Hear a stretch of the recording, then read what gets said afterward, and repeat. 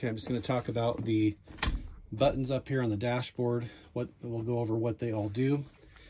So radio power between engine and house.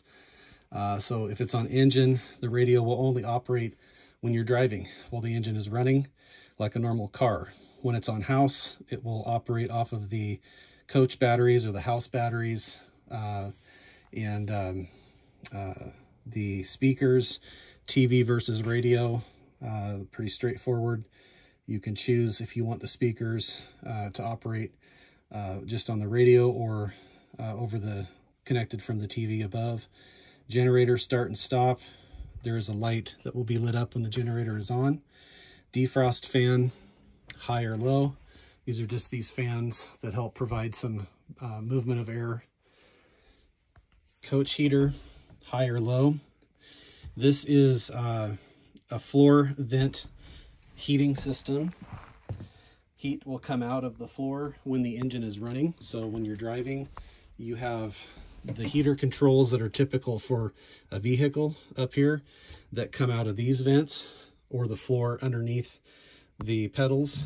There will be some heat there, but that heating, when we've used the motorhome in the winter, isn't sufficient for the whole 35-foot motorhome. So this coach heater, low or high, you can choose, does do really well to bring in engine heat into the motorhome and heats up the rest of the room. Slide out left and right. I've covered the slide out operation in another video, but that's what those are for. This is just an outside temperature monitor, backup camera, and on the backup camera there is a day and night button that helps with the lighting, the contrast. There are also bright, contrast, and volume. And then power, either on all the time or on standby. If it's on standby, that means that it will only come on when the transmission is shifted into reverse. Over here on the left side, you have the leveling system. Got a separate video about that.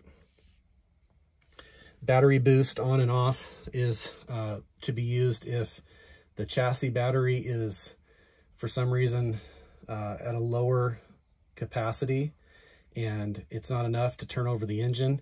You can hit battery boost, which will then bring the house batteries to assist. Fog lamps on and off, pretty straightforward there. Grade brake is useful going down hills. It will allow the transmission to, and the transmission in this motorhome does really, really well at managing that extra weight coming down a hill. You do still want to keep your speeds down. You don't ever want to just barrel down the hill. The transmission and the brakes they do have their limitations, but the grade brake does really well at adding the transmission capacity to manage that. It will shift itself down as needed. And then when you're done going down that hill and done with that, when the need is over, you just turn that back off and run as normal. Overdrive on and off, I hardly ever touch that.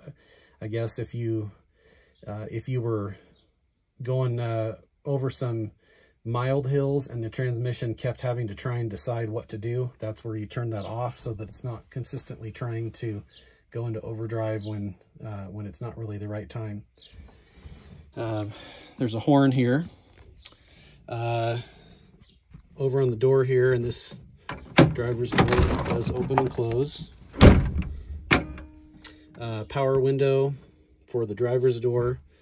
Sun visor, passenger and driver. Let's operate those. I'll show you.